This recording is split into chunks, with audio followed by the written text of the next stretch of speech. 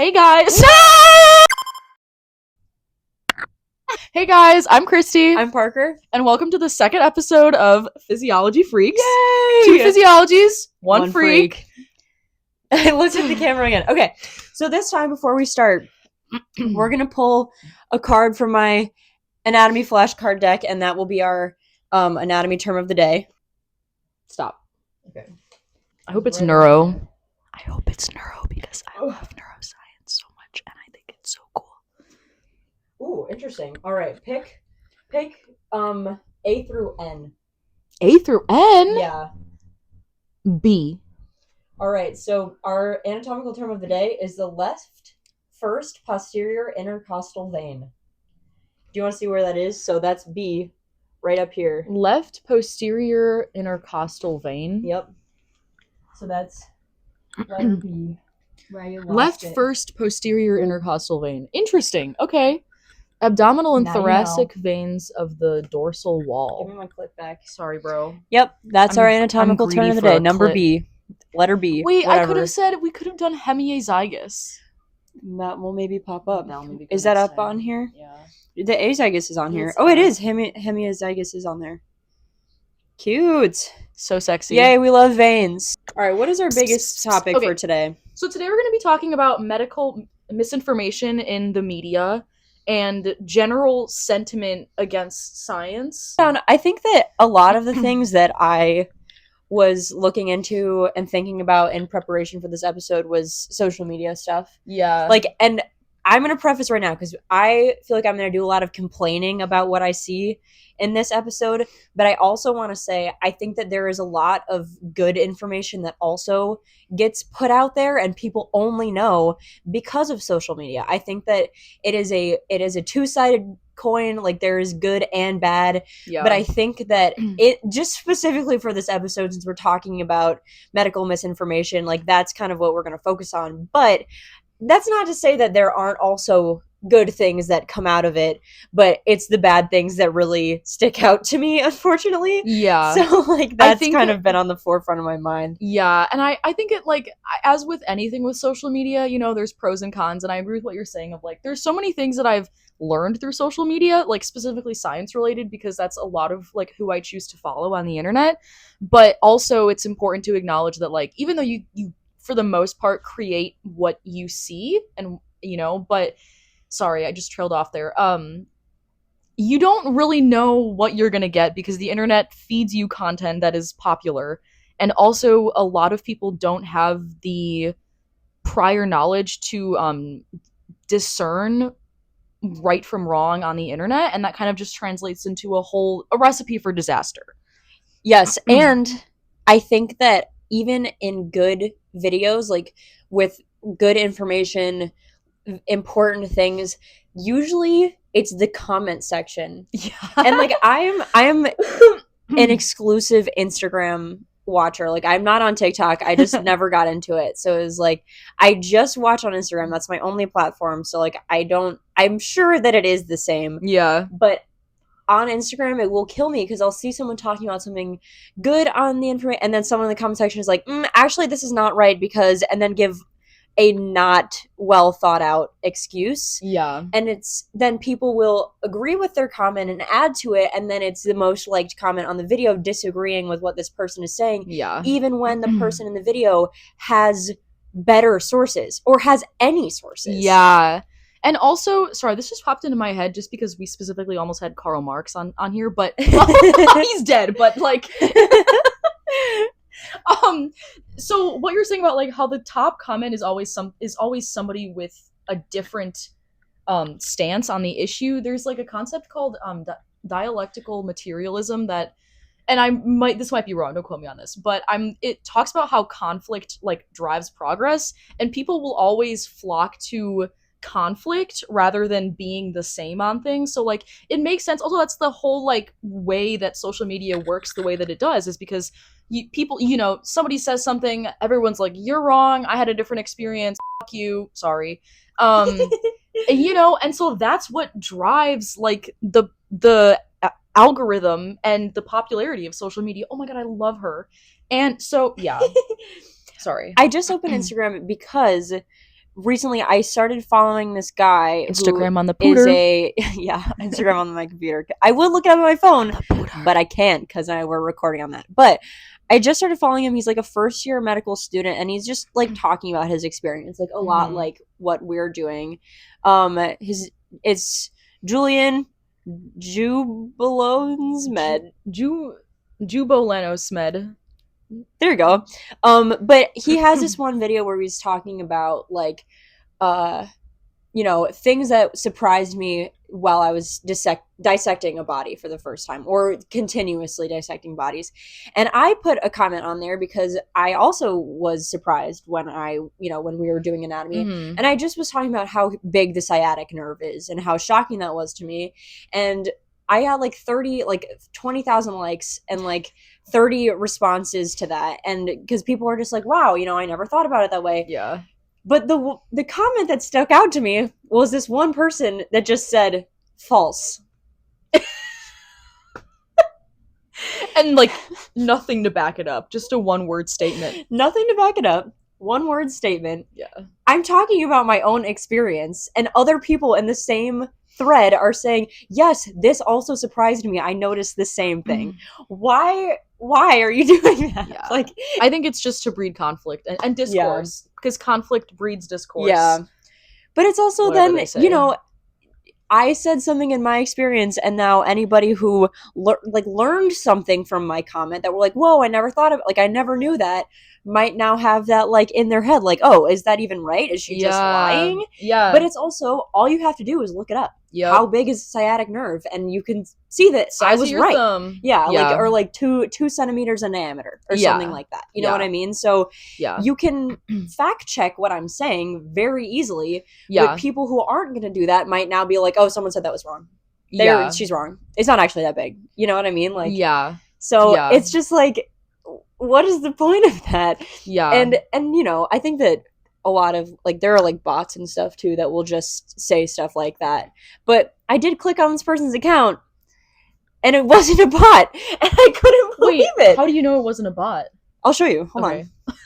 Any of the accounts that we bring up today, we're not trying to spread any negative light or shame on them. No, I like this person's account a lot. I'm gonna bring up some other shit that I okay. I just think it's crazy that people who,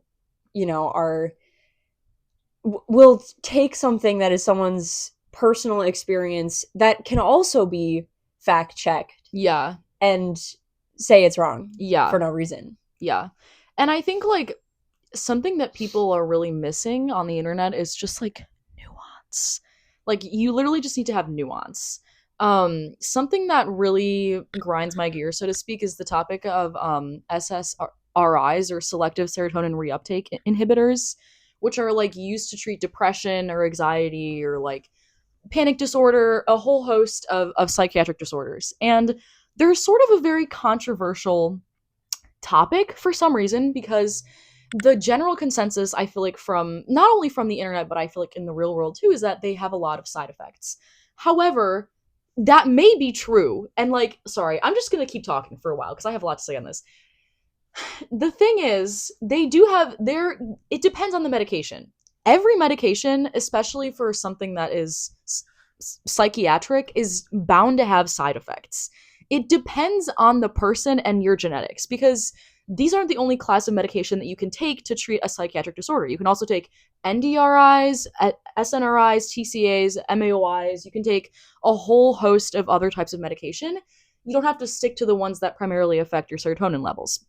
And I recently came across, and this isn't unique just to one platform on the internet. I see this across all platforms, and I think a couple of years ago I got sucked on a really crazy hole of, like, SSRIs are demonic and they're satanic and, like, they're poisoning us all, and, like, it's mind control, like, the field of this is horrible, like, the devil is in us, like, blah blah blah, they should be banned.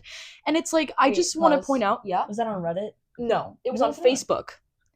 This is also like 2022 maybe, but the thing is, a medication cannot in and of itself hold a moral stance. A medication cannot be demonic. It cannot be evil because it's a chemical compound. People can be evil because we have souls and cognition and a frontal cortex. Medication cannot do that.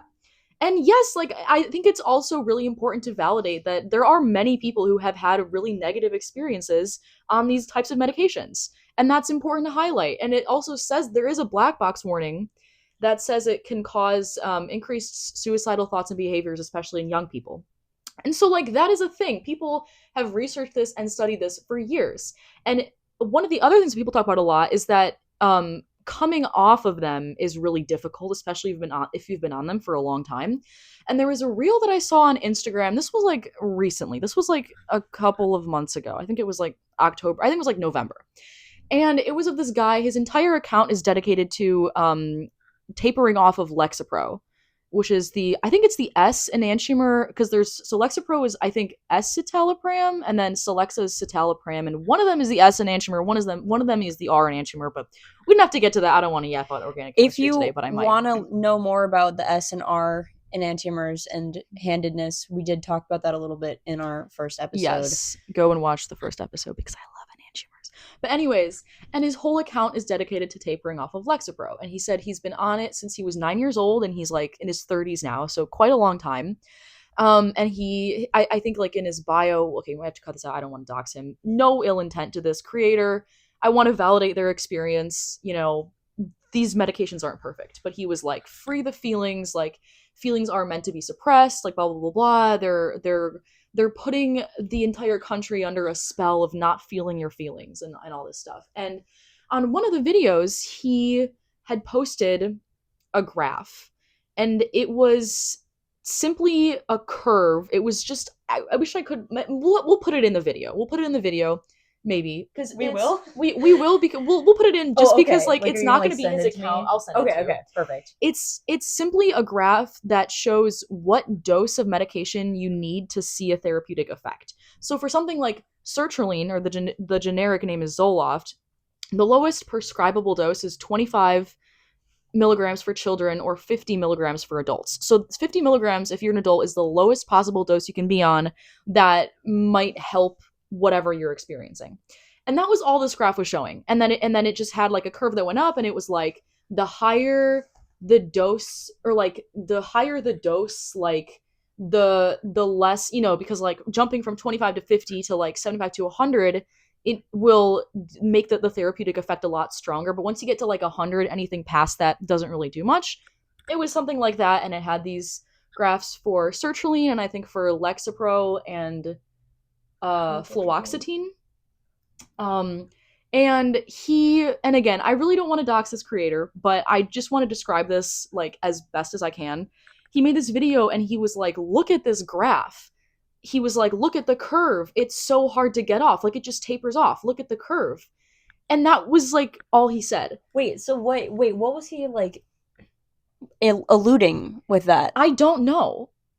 Because that was all he said. He was like, look at the curve. They're poisoning us, and it's so hard to get off of these drugs because, like, look at that. That curve is so steep.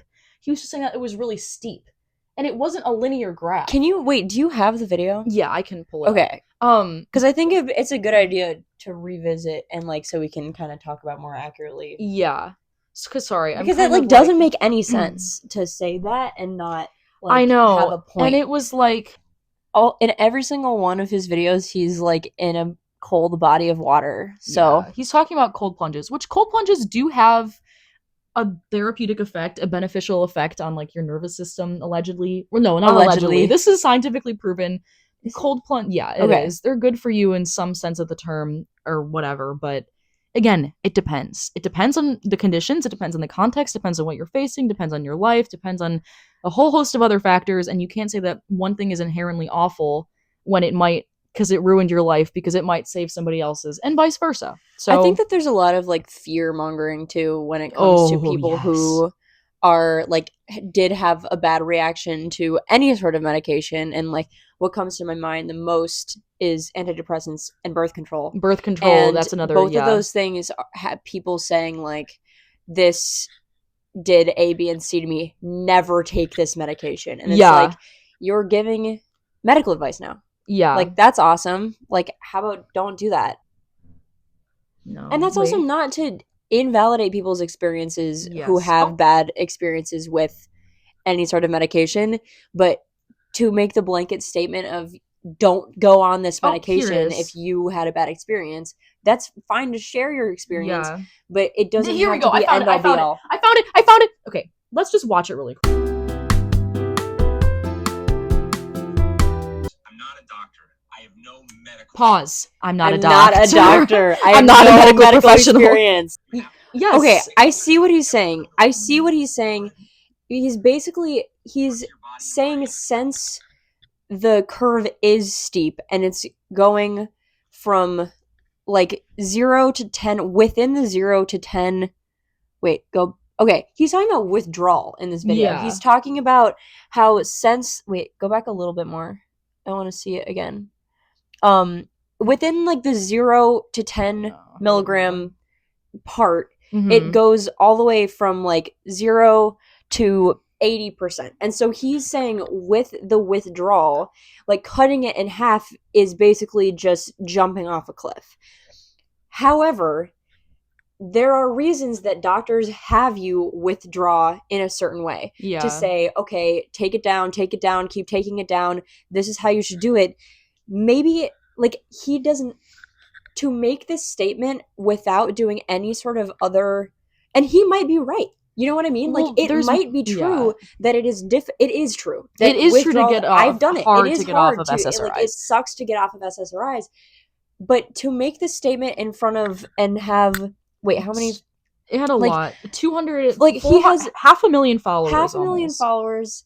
To say that without any sort of like, and here is the article that it went with that said this specifically, and it came out recently, and this is who it was by, to show these and not say anything else, that's where the danger comes from. And also, so there was a comment in here that I saw that I can't find it now. I don't remember where it is, but someone commented under this video because the comments were very largely supportive, and they were like, yes, like we should ban these drugs, like, you know, et cetera, et cetera. And then someone commented and they were like, I am a medical student. I think they said like MS4, and we're learning about all of this right now. And he said the curve is a Michaelis-Menten model. It's a Michaelis-Menten curve, which you learn in biochemistry, which literally just demonstrates like, isn't it like the percentage of catalyst or of substance needed to like occupy the binding sites of a protein or something, right? And that's all it is.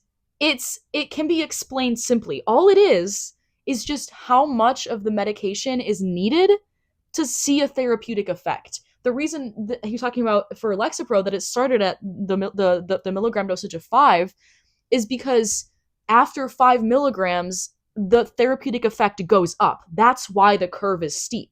Because anything below 5 milligrams, you don't see a therapeutic effect. That's why it's 0. And then 5 milligrams starts to go up. That's like literally all it is. Go up to the top comment again. Wait, there was okay. I want to try to find the one that you're thinking of. Do you want me to? But these comments like low-key make me so sad. I know. Do you want me to try and find it? Because there was wait. Okay. I think it might have been a reply. Actually, I don't know. There's a lot of comments. That's why there are a lot of comments. You know. But it's I don't know. It's just and like SSRIs do have a lot of side effects. And they can have a lot of side effects, and especially if you don't take them as not even if you don't take them as prescribed, but specifically getting off of them, if you quit cold turkey, that can cause permanent side effects. Your doctor should tell you how to taper off of them safely. And yeah, it probably will suck. Some people go on them, it saves their life, changes their life for the better, then they get off of it a year or two later. They're perfectly fine coming off, don't have any side effects, and they're totally fine.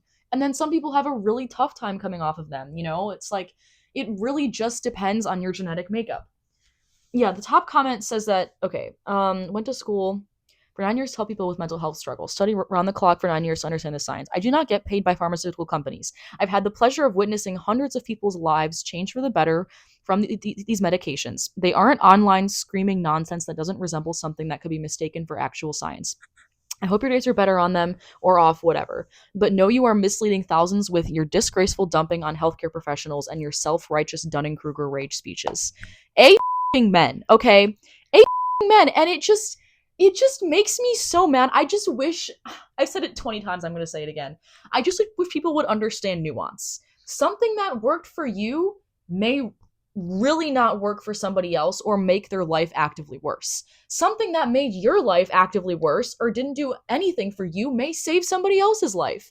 It depends. And you can't just say that one thing, that because there's two types of judgments. It's like discriminative and um evaluative judgments. And discriminative judgments are like preference. So it's like I like pancakes better than waffles. It what is it? Evaluative judgments would be saying, I hate waffles. Waffles are awful. I will only eat pancakes. But you can't just say that waffles are evil because you don't like them. You can't say waffles are evil because your mom cooked it wrong and gave you food poisoning once when you were 6. It depends. Yeah. You have to have nuance. Sorry, that was really long. No, and I'm glad, because I think that it's so important to to think critically in a place where people are saying things without thinking about them. Yeah. Like, and I think also knowing how to question the things that you see without being hypercritical of it before you put in the work. Yeah. And by that I mean seeing that video and not immediately saying reveal. Sorry. Seeing that video where that strikes both of us as odd.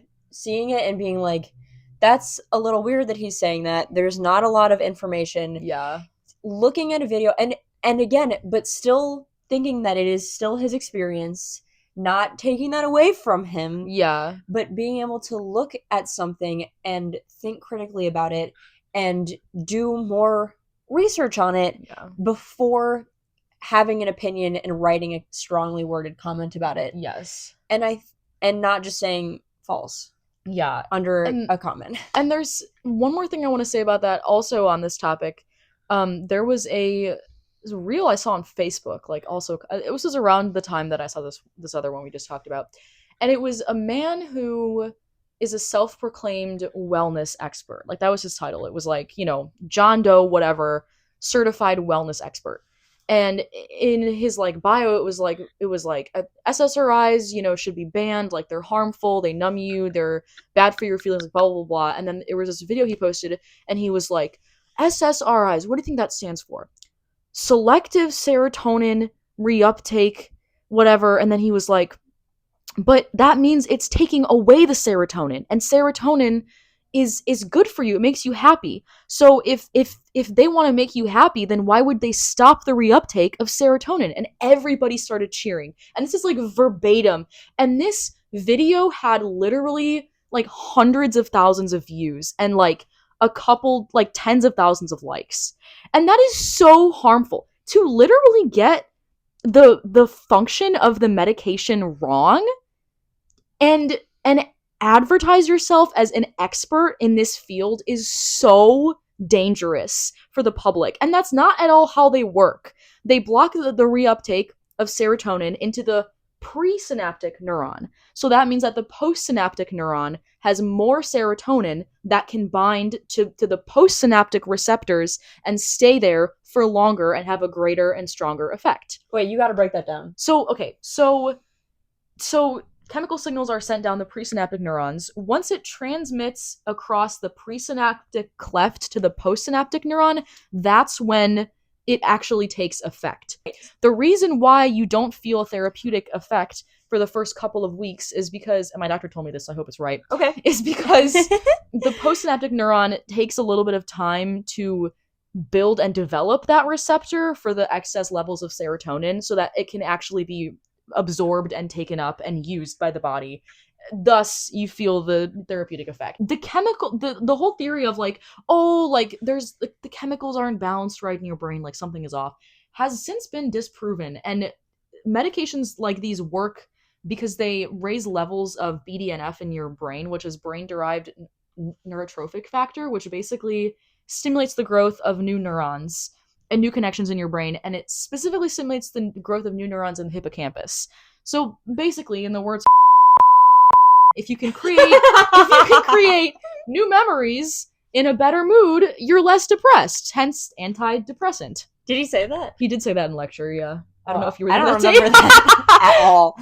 I don't know. A lot of the things he said, I was not paying attention to. They're irrelevant anyways, so Yeah. it's okay. Should we keep that in? Should we keep in his name right in there?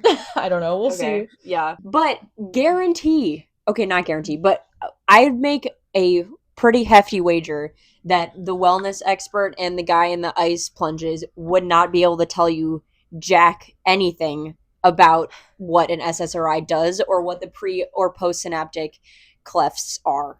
Just saying. You do not advertise yourself as an expert in a topic that you are not an expert. We are not experts. We are not in experts. This. We are students. We are students. We're learning. We're This learning. is not expert advice. This is not advice in general. This is not medical advice. We are not medical professionals. Disclaimer, we are not experts. Do not take our advice. Yeah. And well, don't take our advice saying that we're experts. Yeah. Okay? Yeah. But just take everything with a very light grain of salt. A pinch, if you will. And we are... I got a text. Hold on. Okay. And I will say, like, we are bound to make mistakes too. So, like, if you hear something that we say and you're like, please, and I will do my best, like, as I'm going through and editing this to make sure everything we're saying is right. And I'm sure that we think that it is. We are not misleading anyone on purpose.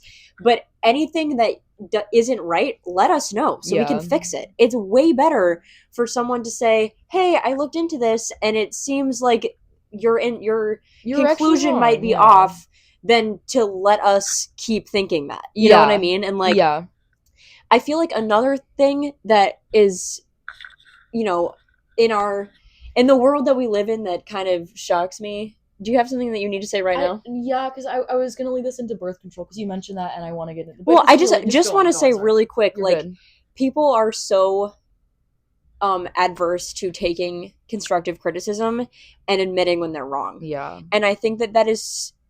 It's not that hard to admit when you are wrong. Yeah. Especially if you have any sort of platform to continue to mislead people, even if you know that you're wrong and after you've been told that you're wrong. Yeah. That is insane. That's insane to do. And it's like, I think people really struggle to take that stuff because they, like, let's say I'm looking at Parker and I'm like, hold on, I'm trying to think of an insult or something. Hold on.